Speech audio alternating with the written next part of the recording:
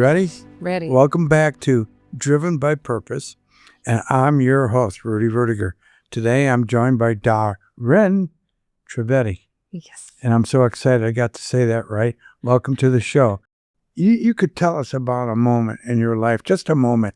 It could be now, could be back, when, or maybe today, don't know, or recent, after something kind of shifted in you that made you give a true purpose in your life. Hey, you say, okay, I have a deeper purpose now. How did that happen? When did it happen? And why did it happen? I would say that happened when I was a very young child. I would divide it into two parts. So my childhood was the shift of knowing that my life was for a different purpose. How old were you? I think it was kind of confirmed around 8 years of age, but I must have been like maybe 4 or 5 years when I had these experiences. What kind of experience? So I would call them like divine experiences where I did have some background with religion and spirituality, but for me, this was outside of that context. Okay. It was like a direct experience with God that I've never really read about or learned about. I simply had that experience. All right. So how your personal why, because you have a why, and how do you live and lead and connect with people with that why? So my why is my divine connection. Right. Right. So it started with those experiences. But what makes our organization different, I'd say, is that these experiences, right, while I believe them, I truly believe people experience them because of my own experiences. Yes, yes. Mine was more of like just a state of stillness and thoughtlessness. And from that place came an incredible ecstasy in my being and a knowingness that this was God. So those are the experiences I had. And it was an ecstasy that was beyond happiness, beyond normal happiness. It was ecstatic bliss. And having those experiences without context for them, but also knowing it's God, that gave me a sense of, I want more of this. Whatever this is, I don't know how to get that, but I want more of this. I feel like this is the purpose of life. This is why I'm here, is to have that connection. And so I sought my whole life to reunite with the divine from a very early age, because what happened is when you have something so glorious like that, and then you don't have it anymore, it's like the pain and longing and knowing it can happen. It's like just a vague veil between you and whatever that is, but you don't know how to cross over. You don't know how to do that. Right. I get it. Yeah. So how do you adjust that with friends when you tell them that, or they're gonna like, are you crazy? Well, I didn't have a lot of friends. Okay. All right. I had that was my struggle. That was my I guess my turbulent journey as a child. I had trouble fitting into society and connecting with other people in that way. I had friendships, but it wasn't like a normal person. Did you have depression at all? Severe depression. I would have these wonderful moments, and then I never knew when the next moment would happen, and it would stay with me. The joy would stay, but eventually it fades. And when it fades, what happens? And then the longing and the soul sickness kicks in. And that incredible longing, it was devastating for me. It put me in such a severe depression, and I was full of anxiety and mental restlessness, fear of the future, uncertainty. And then I felt like I had some certainty around the age of 8, where I'd say I had almost like a vision or a divine premonition about a man coming in my life who was an enlightened being. I didn't know really that was what divine was telling me. I just heard like a divinely, I didn't hear anything, but I had the experience of this message that there was this man who I would marry in my life, and that this person would reunite with me with God, that they would have this power, this ability to connect me to God, and through that person I would have my own enlightenment. You think you needed that man to do that? I truly feel that I did. I don't know if I would have been able to do it, not nearly as fast, at least. Maybe not in this lifetime, if ever. I felt like these experiences were so beyond my control. I could not make them happen. I mean, your experience had to be overwhelming in so many different ways. I have talked about this on some podcasts and things before, but I also feel like it's kind of, it kind of makes people hesitate because it goes in like a very esoteric kind of other dimensional conversation. What makes us different, which is why what we're doing through Divine Connection International, it's so profound, is because we are not relying on human experience. We're not relying on psychology. This is not a faith-based organization. And even though my whole journey kind of sounds like it's based on faith, it wasn't until my enlightenment in 2012 that I realized the significance and the importance when seeing the world. No, 2012. 2012. Sounds like a big moment. As the moment of my enlightenment. Okay, what's that? What was that? So I married my husband and guru in 2011, right? And then through his divine blessings, right, he evolved my consciousness to the point in which I became enlightened. And what we... when you say enlightened, what can you explain that to people? Right. So like that experience I had, that union with divine, okay, right? Imagine that. And also, if you look at normal human consciousness, yeah, the normal human mind is always controlled by thoughts. Correct. So all of us, every aspect of our life, we don't know in the next moment, what's going to happen in terms of our mind and our state of mind. We could be sad and happy. We could be overcome by stress and depression. Yeah. It's beyond our ability to control. So when we are controlled by our states of mind, we see all the problems you see in this modern day and age. That's why we have billions of people suffering from mental health and emotional problems. Right? It's all because of an uncontrolled state of mind. It's from a disturbed state of mind. And that's because science is unable to address the nature of a human, which is the spirit, the consciousness. It only sees a human as a brain and a body. That is why we are introducing the spirit or the soul consciousness and proving it scientifically with all of our scientific research. And that when you can evolve the soul, evolve the spirit, what happens, that consciousness rises, and now your consciousness has command and control over the mind. That's when you enter that stillness. So enlightenment is thoughtlessness and stillness of the mind. Boy, that's and that deep. divine connection Yeah. and also used to transform and help other people as well. I would say enlightenment is when your consciousness has risen to the point that now you have command over the mind instead of the mind controlling you. And when you're in command over the mind, your mind is in a still place, right? You have this inherent connection to God. Explain that, because that's complicated. Yes. How do you control your mind? Consciousness does it for you. There's no trick, tactic, or practice that you implement. That's so people are so conditioned to believe in tricks and practices because that's all that's available with very little or minimal outcome. And that's why we're different. When you actually look at, let's say you Interesting. let's say you plant a tree, right? Yeah. Right, a sapling, and you give it the right soil, water, and sunlight. Okay?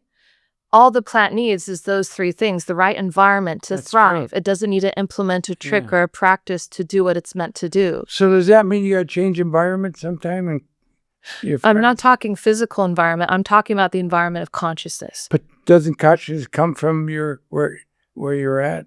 No. It doesn't influence? Consciousness determines where you're at. Interesting. It's the programmer of reality. It determines so how you get rid of those goofy thoughts that are up there? By raising and evolving your consciousness. Okay, let's go one little step. How do you raise that? Well, one way it's very hard for people to do because you have to face the resistance of your own current consciousness. Right. Like my own journey, I didn't know how to do that. I didn't know how to overcome that. Right? Even though I had this inherent connection that I felt, I was still not able to make it happen on my own. Interesting. Right? It wasn't until I started receiving these blessings from my husband and guru. And these blessings, they evolved my consciousness. All I had to do was receive the blessings. And then he likes to say, you live by the principles and fundamentals of God, which simply means you be a good human being. You be compassionate, empathetic. You connect with God on an emotional and heartfelt level. If you're a good person and you're not judgmental, right? You do what's right, the good things will happen. You see life differently. Yeah. You empower differently. I think that to me is like the challenge of growth.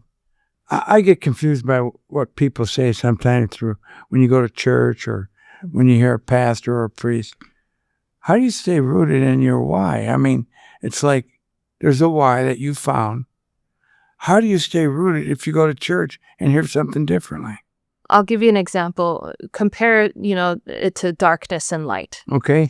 When you have a room and it's dark, right? Yeah. Is the darkness of the existence of something. Right. It's not. It's the absence of something. That's true.